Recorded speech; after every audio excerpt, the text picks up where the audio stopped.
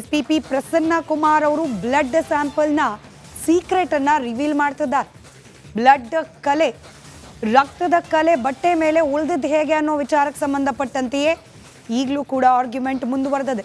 ನಾವು ಗಮನಿಸ್ತಿದ್ವಿ, ಈ ಕೆಳಹಂತದ ನ್ಯಾಯಾಲಯದಲ್ಲಿ ದರ್ಶನ್ ಬೇಲ್ಗೆ ಅರ್ಜಿಯನ್ನು ಸಲ್ಲಿಸಿದ ಸಂದರ್ಭದಲ್ಲೂ ಕೂಡ CV ನಾಗೇಶ್ ಅವರು ಇದ್ರ ಬಗ್ಗೆ ಸುದೀರ್ಘವಾದ ವಾದ ಮಂಡಿಸಿದ್ರು. ಬಟ್ಟೆ ವಿಚಾರವಾಗಿ ಈಗ ಬಟ್ಟೆ ಮೇಲಿದ್ದಂತ ಬ್ಲಡ್ ಸ್ಯಾಂಪಲ್ ವಿಚಾರವಾಗಿ ಪ್ರಸ್ತಾಪ ಆಗ್ತಾ ಇದೆ ಮೇಡಮ್. ಸರ್ಫೆಕ್ಸಲ್ನ ಹಾಕಿ ವಾಶ್ ಮಾಡಿದ್ರು ಕೂಡ ಕಲೆ ಹೆಂಗ್ ಉಳಿತು, ಪಂಚನಾಮೆ ಮಾಡುವಾಗ ಅದು ಹೆಂಗ್ ಕಾಣಿಸ್ತು ಪೊಲೀಸರಿಗೆ ಅನ್ನೋ ಪ್ರಶ್ನೆಯನ್ನ ಕೇಳಿದ್ರು. ಮತ್ತೊಂದು ಬ್ರೇಕಿಂಗ್ ಅಪ್ಡೇಟ್ ಲಭ್ಯವಾಗ್ತಾ ಇದೆ. ಬ್ಲಡ್ ಸ್ಯಾಂಪಲ್ ಅನ್ನೋದು ಬಯೋಲಾಜಿಕಲ್ ಸಾಕ್ಷಿ, ಸೈಂಟಿಫಿಕ್ ಎವಿಡೆನ್ಸ್. ಇದನ್ನು ಬಟ್ಟೆಗಳ ಒಗೆದ ಬಳಿಕವೂ ಕೂಡ ಪತ್ತೆ ಮಾಡಬಹುದು. ಅದಕ್ಕೆ ಆದಂಥ ಒಂದು ಪ್ರೊಸೀಜರ್ ಇದೆ. ಇದನ್ನು ಬಟ್ಟೆಗಳ ಒಗೆದ ಬಳಿಕವೂ ಕೂಡ ಪತ್ತೆ ಮಾಡಬಹುದಾದಂಥ ಒಂದು ಪ್ರಕ್ರಿಯೆ ಇದೆ. ಅದಕ್ಕೆ ಆದಂಥ ಒಂದಷ್ಟು ಕೆಲವೊಂದು ಲಿಕ್ವಿಡ್ ಬರುತ್ತೆ, ಅದು FSLನಲ್ಲಿರುತ್ತೆ. ಅದನ್ನು ಬಟ್ಟೆ ಮೇಲೆ ಹಾಕಿದಾಗ ಅದು ಮಾರ್ಕ್ ಆಗಿ ಗೊತ್ತಾಗುತ್ತೆ ಬ್ಲಡ್ ಸ್ಯಾಂಪಲ್ ಇದ್ರ ಮೇಲೆ ಇತ್ತ ಇಲ್ವಾ ಅನ್ನೋದು. ಅಂದ್ರೆ ಎಷ್ಟೇ ಸರ್ಫೆಕ್ಸಲ್ ಹಾಕಿ ಒಗ್ದಿದ್ರು ಕೂಡ ಗೊತ್ತಾಗ ಅದು ಅವ್ರು ಹೇಳಿದಂಗೆ ಕುಕ್ಕಿ ಹೋಗಿದ್ರು ಅಂತೇಳಿ ಬಟ್ಟೆನ CV ನಾಗೇಶ್ವರ ಹೇಳಿದ್ರು. ಸರ್ಫೆಕ್ಸಲ್ ವಿಚಾರವಾಗಿ ಪ್ರಸ್ತಾಪ ಮಾಡಿದ್ರು. ಕೆಲಸದಮ್ಮ ಒಗೆದ್ರು, ಹೇಗೆ ಹೋಗಿದ್ರು ಅಂತೇಳಿ ವಿತ್ ಆಕ್ಷನ್ ತೋರಿಸಿದ್ರು. ವಾದ ಮಂಡನೆ ಮುಂದುವರೆದಿದೆ. ಬಟ್ಟೆ ಒಗೆದ ಮೇಲೂ ರಕ್ತದ ಕಣ ಪತ್ತೆ ಮಾಡಬಹುದು, ಆದ್ರಿಂದ DNA ಎಷ್ಟರ ಮಟ್ಟಿಗೆ ರಿಕವರಿ ಮಾಡಬಹುದು ಅನ್ನೋದು ಕೂಡ ಇಲ್ಲಿ ಪ್ರಮುಖವಾಗುತ್ತೆ. ಇದೆಲ್ಲದರ ಬಗ್ಗೆ ಇರುವ ಅಭಿಪ್ರಾಯಗಳ ಬಗ್ಗೆ ತಿಳಿಸ್ತಾ ಇದ್ದಾರೆ SP ಪ್ರಸನ್ನ ಕುಮಾರ್. ಬಟ್ಟೆ ಒಗೆದ ಮೇಲೂ ಕೂಡ ಬಟ್ಟೆಯಿಂದ ರಕ್ತದ ಕಣಗಳನ್ನು ರಿಕವರ್ ಮಾಡ್ಕೊಳ್ಬಹುದು. ರಕ್ತದ ಕಣದಿಂದ ಸಿಗುವಂತಹ DNA, ಆ DNA ಸ್ಯಾಂಪಲ್ಗಳು ಕೂಡ ಪ್ರಮುಖವಾದ ಸಾಕ್ಷ್ಯವಾಗುತ್ತೆ ಇಂತಹ ಪ್ರಕರಣಗಳಲ್ಲಿ. ಇದ್ರ ಬಗ್ಗೆ ಪ್ರಸನ್ನ ಕುಮಾರ್ ಅವರು CV ನಾಗೇಶ್ ಅವರ ವಾದಕ್ಕೆ ಇದೀಗ ಕೌಂಟರ್ ಕೊಡ್ತಿದ್ದಾರೆ. ಇನ್ನು ತನಿಖೆ ಮಾಡುವಲ್ಲಿ, ಪೋಸ್ಟ್ ಮಾರ್ಟಮ್ ಮಾಡುವಲ್ಲಿ ವಿಳಂಬ ಅಂತೇಳಿ ಡಿಫೆನ್ಸ್ ಲಾಯರ್ ಹೇಳಿದ್ರಲ್ಲ, ಅದ್ಯಾವುದು ಸೂಕ್ತ ಕಾರಣಗಳಲ್ಲ. ತನಿಖೆಯ ವೈಖರಿ ಬಗ್ಗೆ SP ಪ್ರಸನ್ನ ಕುಮಾರ್ ಅವರು ವಾದವನ್ನು ಮಂಡಿಸ್ತಾ ಇದ್ದಾರೆ. ಯಾಕೆ ವಿಳಂಬ ಆಯಿತು ಅಂತ ಪ್ರಶ್ನೆ ಮಾಡಿದ್ದಕ್ಕೆ ಉತ್ತರವನ್ನು ಕೊಡ್ತಾ ಇದ್ದಾರೆ. ಇದ್ಯಾವುದು ಸೂಕ್ತ ಕಾರಣಗಳು ಇದ್ದಾಗ ಸಮಸ್ಯೆ ಆಗೋದಿಲ್ಲ. ತನಿಖೆಯ ವೈಖರಿನೇ ಹೀಗಿರುತ್ತೆ. ಅದರ ಬಗ್ಗೆ SP ಪ್ರಸನ್ನ ಕುಮಾರ್ ಅವರು ಪ್ರಸ್ತಾಪವನ್ನು ಮಾಡ್ತಾ ಇದ್ದಾರೆ. ನೋಡಿ, ಬಾಡಿಯನ್ನು ವಶಕ್ಕೆ ಪಡೆದುಕೊಳ್ಳುವಂಥ ಪೊಲೀಸರು ಅದನ್ನು ಪೋಸ್ಟ್ ಅಂದರೆ ಶವಾಗಾರಕ್ಕೆ ಶಿಫ್ಟ್ ಮಾಡ್ತಾರೆ. ಶಿಫ್ಟ್ ಮಾಡಿದ ಬಳಿಕ ಕೆಲವೊಂದಷ್ಟು ಪ್ರೊಸೀಜರ್ ಇರುತ್ತೆ. ಆ ಬಳಿಕವೇ ಅದನ್ನು ಅವರು ಪೋಸ್ಟ್ ಮಾರ್ಟಮ್ ಮಾಡಬೇಕಾಗತ್ತೆ. ಆತ ಯಾರು ಏನು ಅನ್ನೋದು ಸರಿಯಾಗಿ ಗೊತ್ತಿರಲಿಲ್ಲ ಆರಂಭದಲ್ಲಿ. ಅದಾದ ಬಳಿಕ ಪೊಲೀಸರು ತನಿಖೆಯನ್ನು ಶುರು ಮಾಡ್ತಾರೆ. ಕುಟುಂಬಸ್ಥರಿಗೆ ಮಾಹಿತಿಯನ್ನು ಕೊಡ್ತಾರೆ.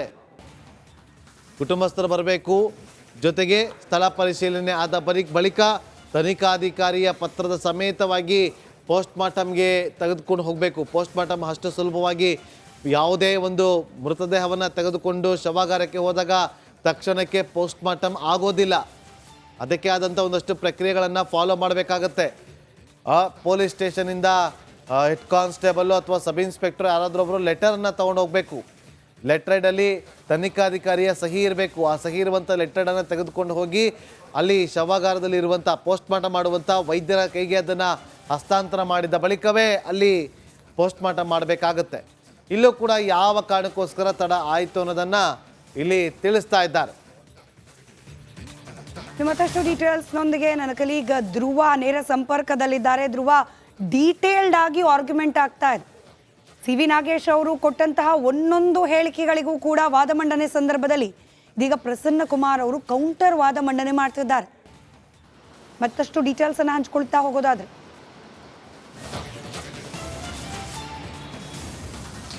ಎಸ್ ಸ್ಮಿತಾ, ಮುಖ್ಯವಾಗಿ CV ನಾಗೇಶ್ ಅವರು ವಾದ ಮಾಡುವಂಥ ಸಂದರ್ಭದಲ್ಲಿ ಸಾಕಷ್ಟು ಡೌಟ್ಗಳನ್ನು ಕ್ರಿಯೇಟ್ ಮಾಡಿದ್ರು. ಅದಲ್ಲದೆ ಈ ರಕ್ತದ ಕಲೆಯ ಪರೀಕ್ಷೆ ಅಂದರೆ ಈ ಆರೋಪಿಗಳ ಬಟ್ಟೆಯಲ್ಲಿ ಸಿಕ್ಕಂತಹ ರಕ್ತದ ಕಲೆ ಏನಿದೆ ಅದರ ಬಗ್ಗೆನೇ ಅನುಮಾನವನ್ನು ವ್ಯಕ್ತಪಡಿಸಿದ್ರು. ಒಗೆದ ನಂತರ ಅದು ಹೆಂಗೆ ಸಿಗುತ್ತೆ ಅನ್ನುವಂಥ ಮಾತುಗಳನ್ನು ಕೂಡ ಹೇಳಿ ವಾದವನ್ನು ಮಾಡಿದ್ರು. ಆದರೆ ಇದಕ್ಕೆ SP ಪ್ರಸನ್ನ ಕುಮಾರ್ ಅವರು ಈಗ ಒಂದು ಟೆಕ್ನಿಕಲ್ ಸಾಕ್ಷ್ಯ ಅಂದರೆ ಒಂದು ಅದನ್ನು ವೈಜ್ಞಾನಿಕವಾಗಿ ವಿವರಣವನ್ನು ನೀಡ್ತಾ ಇದ್ದಾರೆ. ಈ ಥರ ಬಟ್ಟೆ ಕಲೆಗಳು ಸಿಕ್ಕಾಗ ಕ್ರೈಮ್ ನಡೆದಂಥ ಸಂದರ್ಭದಲ್ಲಿ ಅದನ್ನು ಯಾವ ರೀತಿ ಟೆಸ್ಟ್ ಮಾಡಿ ಈ ಸ್ಯಾಂಪಲ್ಗಳನ್ನು ಕಂಡುಹಿಡಿತಾರೆ ಎನ್ನುವಂಥದ್ದನ್ನು ಕೂಡ ನ್ಯಾಯಮೂರ್ತಿಗಳಿಗೆ ಮನವರಿಕೆ ಮಾಡಿಕೊಟ್ಟಿದ್ದಾರೆ. ಇದರಲ್ಲಿ ಮುಖ್ಯವಾಗಿ ಲುಮಿನಲ್ ಟೆಸ್ಟ್ ಅನ್ನು ಮಾಡಬೇಕಾದ್ರೆ ಈ ಲುಮಿನಲ್ ಟೆಸ್ಟ್ ನೀವು ಬಟ್ಟೆಯನ್ನು ಒಗೆದ ನಂತರ ಕೂಡ ಇದರಲ್ಲಿ ಇರುವಂತಹ ಕಲೆಗಳು ಯಾರ ರಕ್ತ ಕಲೆ ಅನ್ನುವಂಥದ್ದು ಗೊತ್ತಾಗುತ್ತೆ. ಅದಕ್ಕೆ ಯಾವ ತರ ಅಂದ್ರೆ 60ರಿಂದ 70 ಡಿಗ್ರಿ ಅಷ್ಟು ಇದ್ದ ಉಷ್ಣಾಂಶದಲ್ಲಿ ಒಗೆದ್ರೂ ಕೂಡ ಆ ರಕ್ತದ ಕಲೆ ಹೋಗಲ್ಲ ಎನ್ನುವಂಥದ್ದನ್ನ ಹೇಳಿದ್ರು. ಸಿ.ವಿ. ನಾಗೇಶ್ ವಾದ ಮಾಡಬೇಕಾದ್ರೆ ಕೂಡ ಕುಕ್ಕಿ ಒಗೆದ್ರೂ ಕೂಡ ಇದು ಏನ ಬಟ್ಟೆ ಕಲೆ ಅದರಲ್ಲಿ ಕಲೆ ಉಳಿದಿದೆ ಅಂತ ಹೇಳ್ತಾರೆ, ಇವರೇ ಹೋಗಿ ರಕ್ತ ಏನಾದರೂ ಹಾಕ್ಬಿಟ್ರ ಎನ್ನುವಂಥ ಕೆಲವೊಂದಿಷ್ಟು ಪ್ರಶ್ನೆಗಳನ್ನ ಮಾಡಿದ್ರು. ಆದ್ರೆ ಈಗ ಮಾಡ್ತಾ ಇರುವಂತಹ ಒಂದು ಕೌಂಟರ್ ವಾದ ಏನಿದೆ, ಇದರಲ್ಲಿ SPP ಪ್ರಸನ್ನ ಕುಮಾರ್ ಅವರು ಲುಮಿನಲ್ ಟೆಸ್ಟ್ ಎಷ್ಟು ಅಗತ್ಯವಿದೆ, ಎಷ್ಟು ಪರಿಣಾಮಕಾರಿಯಾಗಿದೆ, ತಜ್ಞರು ಯಾವ ರೀತಿ ತಮ್ಮ ಒಪಿನಿಯನ್ ಅನ್ನ ತಿಳಿಸಿದ್ದಾರೆ ಎನ್ನುವಂಥದ್ದನ್ನ ಒಂದು ವಿವರಣಾತ್ಮಕವಾಗಿ ಜಡ್ಜ್ಗೆ ಮನವರಿಕೆಯನ್ನ ಕೂಡ ಮಾಡಿದ್ರು. ಇದಲ್ಲದೆ ಈ ಪೋಸ್ಟ್ ಮಾರ್ಟಮ್ ಧ್ರುವ ಮತ್ತಷ್ಟು ಅಪ್ಡೇಟ್ಸ್ ಲಭ್ಯವಾಗ್ತಾ ಇದೆ. ಆರೋಪಿಗಳೆಲ್ಲ ಗೊತ್ತಿರುವವರೇ, ಆದರೆ ಸಾಕ್ಷ್ಯ ಮುಖ್ಯ. ಸಾಕ್ಷ್ಯದ ಮೌಲ್ಯ ಎಷ್ಟಿದೆ ಅನ್ನೋದು ಮುಖ್ಯವಾಗುತ್ತದೆ. SPP ಪ್ರಸನ್ನ ಕುಮಾರ್ ಅವರ ವಾದ ಮಂಡನೆ. ಸಿ.ವಿ. ನಾಗೇಶ್ ಅವರು ಈ ಕಾಲ್ ರೆಕಾರ್ಡ್ ವಿಚಾರಕ್ಕೆ ಸಂಬಂಧಪಟ್ಟಂತೆ ಹೇಳ್ತಾ ಇದ್ದಾರೆ. ನೋಡಿ, ಪೊಲೀಸರು ದೊಡ್ಡದಾಗಿ ಡಯಾಗ್ರಾಮ್ ಬರೆದು ತೋರಿಸ್ಬಿಟ್ಟಿದ್ದಾರೆ, ಯಾರ್ಯಾರು ಎಷ್ಟೆಷ್ಟು ಜನ ಎಷ್ಟೆಷ್ಟು ಬಾರಿ ಕಾಲ್ನಲ್ಲಿ ಸಂಪರ್ಕದಲ್ಲಿದ್ದರು ಅಂತ ಹೇಳಿ. ಆದರೆ ಇವರೆಲ್ಲರೂ ಕೂಡ ಒಬ್ಬರಿಗೊಬ್ಬರು ಪರಿಚಿತರು. ದರ್ಶನ್ಗೆ ಪವಿತ್ರ ಗೌಡ ಪರಿಚಯ, ಪವಿತ್ರ ಗೌಡ ಮನೆಯಲ್ಲಿದ್ದ ಮ್ಯಾನೇಜರ್ ಪರಿಚಯ. ಹೀಗಾಗಿ ಇವರು ಕೇವಲ ಅದೊಂದು ದಿನ, ಕೊಲೆ ನಡೆದ ದಿನ ಮಾತ್ರ ಅಲ್ಲ, ಎಷ್ಟೋ ವರ್ಷ.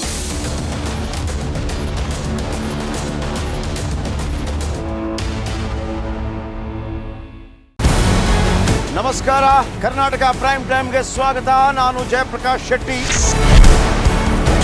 ಇಡೀ ಕರ್ನಾಡು ಇವತ್ತು ರೆಬೆಲ್ ಆಗಿ ನಿಂತಿದೆ. ಈ ಹಗರಣಗಳನ್ನು ಸದನದಲ್ಲಿ ಪ್ರಸ್ತಾಪ ಮಾಡಲು ಕೂಡ ಕಾಂಗ್ರೆಸ್ ಹಿಂದೇಟು ಹಾಕಿದ್ದೇಕೆ? ನಿಮ್ಗೆ ಸಂಬಳ ಅದಕ್ಕೆ, ನಿಮಗೆ ವಾಹನ ಅದಕ್ಕೆ, ನಿಮಗೆ ವೆಪನ್ ಅದಕ್ಕೆ, ನೀವು ಅದನ್ನು ಸೆರೆ ಹಿಡಿಬೇಕಾಗಿತ್ತು. ನೀವು ವಿದ್ಯುತ್ ಬರ ಇದೆ ಅಂತ ಹೇಳ್ತಾ ಇದ್ದೀರಿ, ಎಲ್ಲಿ ಬರ ಇದೆ ನೀವು ಹೇಳಬೇಕು. ಪಾಕಿಸ್ತಾನ್ ಆಕ್ಯುಪೈಡ್ ಕಾಶ್ಮೀರ್ ಅದು ಎಂದೆಂದಿಗೂ ನಮ್ಮದು. 40 ಮೆಷಿನ್ಗಳು ತಂದಿತ್ತು ನೋಟ್ ಎಣಿಸುವುದಕ್ಕೆ, ಅದೇ ಹಾಳಾಯಿತು. ಮಥುರಾದ ಗಲಾಟೆ ಇದೆಯಲ್ಲ, ಅದು ಸ್ಥಳೀಯವಾಗಿ ಕೂತು ಪರಿಹರಿಸಬಹುದಾದಂಥ ಕಾನೂನಿದೆ. ಗ್ಯಾರಂಟಿ ಯೋಜನೆಯಿಂದ ನಷ್ಟ ಆಗಿದೆ, ಲಾಭ ಆಗಿದೆ, ದಯವಿಟ್ಟು ಹೇಳಿ. Dawood Ibrahim most wanted criminal ಯಾವಾಗಾದ ಅಂದರೆ ಇಲ್ಲಿ ತನಕ ಭಾರತ ದೇಶದಲ್ಲಿ ಓರ್ವ ದಲಿತ ಪ್ರಧಾನಿಯಾದಂಥ ಇತಿಹಾಸವೇ ಇಲ್ಲ. ರಿಪಬ್ಲಿಕ್ ವರ್ಲ್ಡ್ ಆಪ್ ಇದು ಕೇವಲ ಅಪ್ಲಿಕೇಶನ್ ಅಲ್ಲ, ಸಮಗ್ರ ಸುದ್ದಿಗಳ ಸಂಪರ್ಕ ಮಾರ್ಗಕ್ಕೆ ಕ್ರಾಂತಿಕಾರಿ ಬದಲಾವಣೆ. ರಿಪಬ್ಲಿಕ್ ವರ್ಲ್ಡ್ ಆಪ್ ಕೇವಲ ಸುದ್ದಿ ಅಪ್ಲಿಕೇಶನ್ ಅನ್ನ ಪರಿಚಯ ಮಾಡ್ತಾ ಇಲ್ಲ, ಬದಲಾಗಿ ಡಿಜಿಟಲ್ ಸುದ್ದಿ ಬಳಕೆಯ ಹೊಸ ಯುಗಕ್ಕೆ ನಾಂದಿ ಹಾಡ್ತಾ ಇದೆ. ಇದೊಂದು ಬ್ರೇಕಿಂಗ್ ನ್ಯೂಸ್, ಪ್ರಭಾವಶಾಲಿ ಕಾರ್ಯಕ್ರಮಗಳಿಗೆ ಗಟ್ಟಿಯಾದ ವೇದಿಕೆ. ರಿಪಬ್ಲಿಕ್ ವರ್ಲ್ಡ್ ಅಪ್ಲಿಕೇಶನ್ ಈಗ ಲೈವ್ ಆಗಿದೆ. ಗೂಗಲ್ ಪ್ಲೇ ಸ್ಟೋರ್ ಮತ್ತು ಆಪಲ್ ಆಪ್ ಸ್ಟೋರ್ ಎರಡರಲ್ಲೂ ಲಭ್ಯವಿದೆ. ಈಗಲೇ ಡೌನ್ಲೋಡ್ ಮಾಡಿ.